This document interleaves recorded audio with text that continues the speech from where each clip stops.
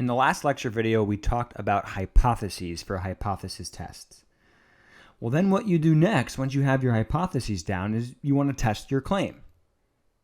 As the prosecutors, we are trying to support the alternative hypothesis and disprove the null hypothesis, right? In that problem, our HO was that the population proportion of odds equaled 50%.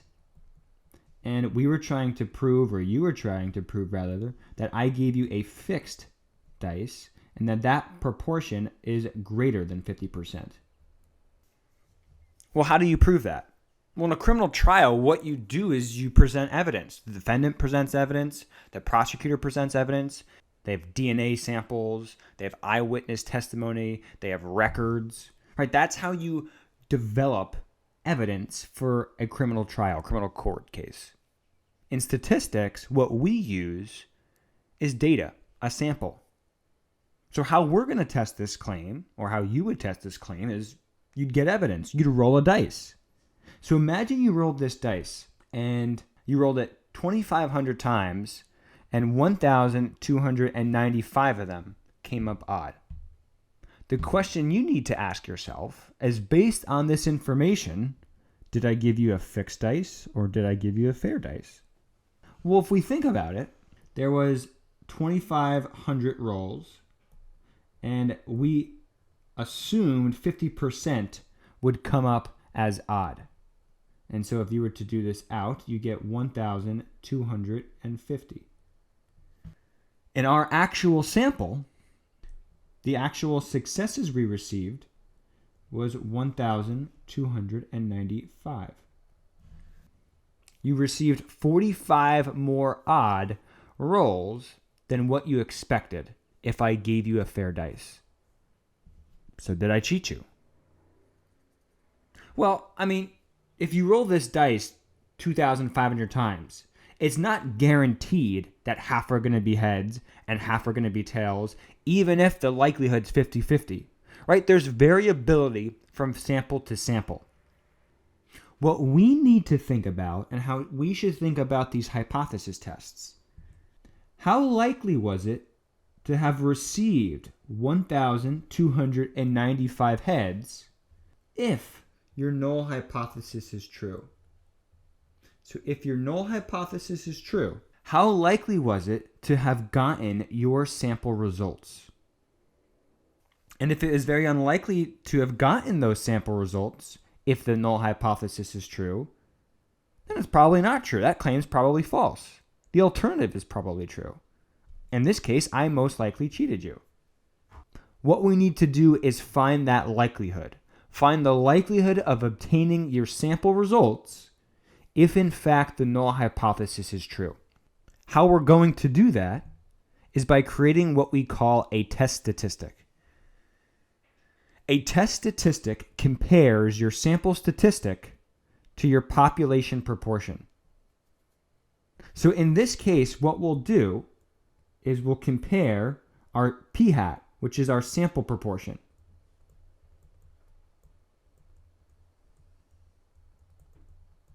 to pi, and this is our assumed or hypothesized population proportion.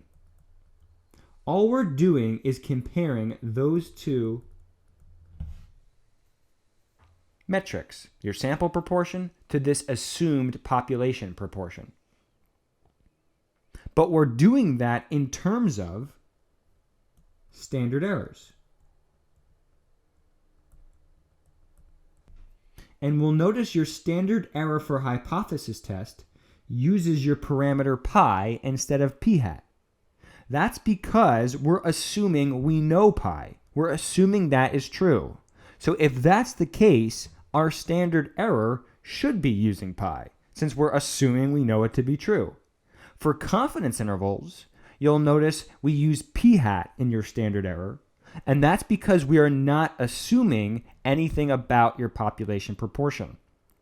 Your hypothesis test standard error for a proportion is slightly different than the confidence interval standard error for a proportion. Hypothesis tests, we use pi, as you see here, and confidence intervals, we use p-hat.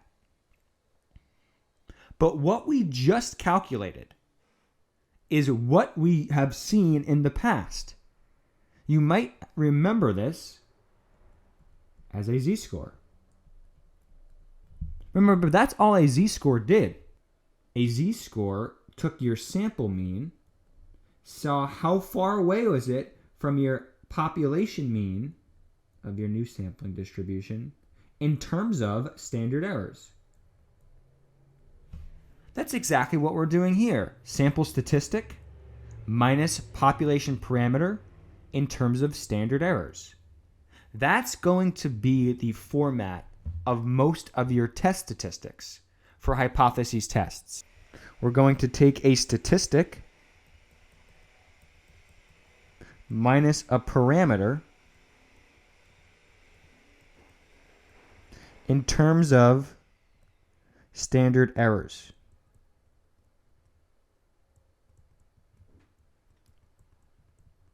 This will be the format of most of our test statistics. What did you get in your sample? What are you assuming about the population? And let's look at that difference to see, is that a big difference by putting it in terms of standard errors. So think of this test statistic that we're going to be using as a z-score, because it is a z-score. Right? Your z-score refers to a normal distribution. How many standard errors away on a normal distribution? Since we're estimating a proportion, we know if our central limit theorem holds, this distribution of sample proportions should be normal. So we're calculating a z-score, but for proportions instead of means. Let's check out the example. So if we remember, in our example, we rolled that dice 2,500 times. And we received 1,295 odd numbers. If we turn that into a sample portion, we get roughly 0.518. 51.8% roughly of our rolls came up odd. The assumed population proportion was 50%. So the question we're trying to answer is, did I cheat you? Well, maybe. Do you think I definitely cheated you if you rolled 1,400 odd numbers, 1,500 odd numbers, 1,700 odd numbers, 1,251 odd numbers? At what point are you going to finally decide and say, hey, Professor O, you cheated? That's what we're trying to figure out here using this test statistic. So if we were to calculate our test statistic, we compare our statistic, which is what we actually got in our study, to our assumed parameter,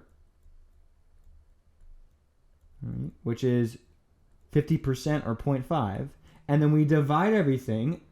We look at that difference in terms of standard errors.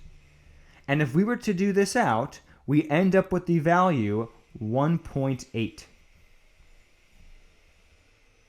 How would we interpret this 1.8? Well, it would be exactly like a z-score.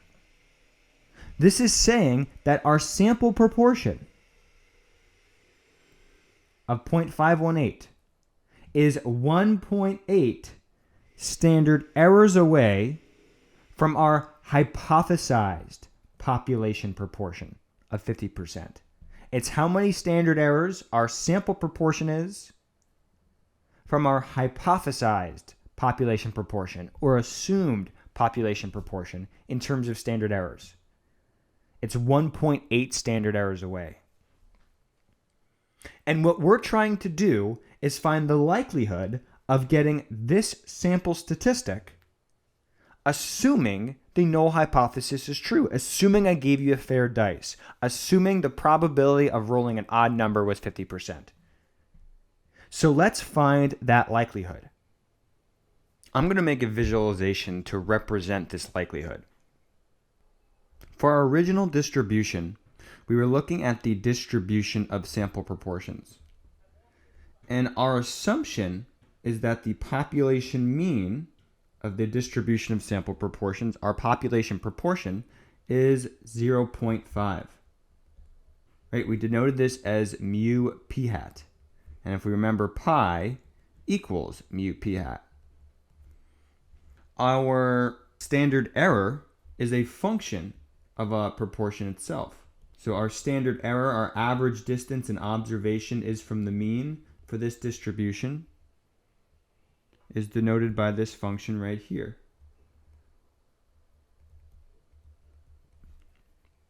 And what we received in our sample, we received a p-hat, our sample proportion p-hat, we got 1295 over 2,500, which is about 0.518.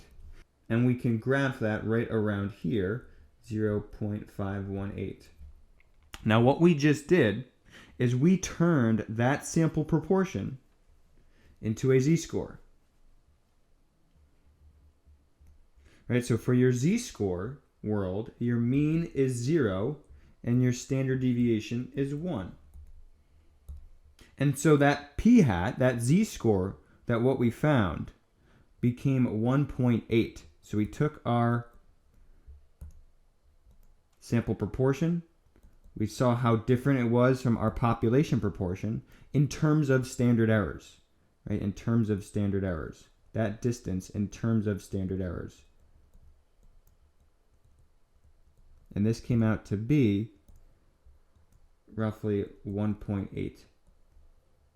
That value for your p-hat of 0.518 is represented as the z-score of 1.8. They're acting as the same value.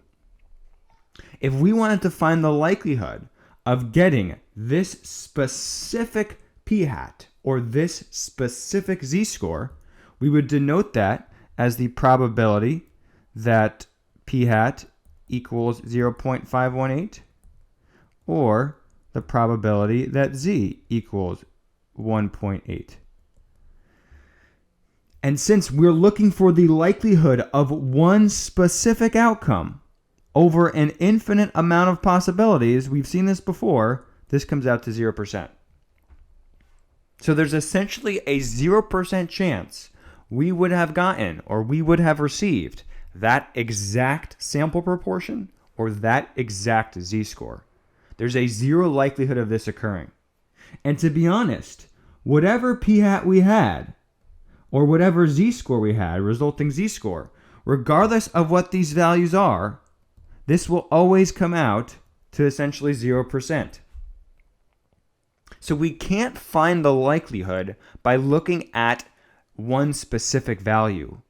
We need to include multiple values. That is what our next lecture is going to go over.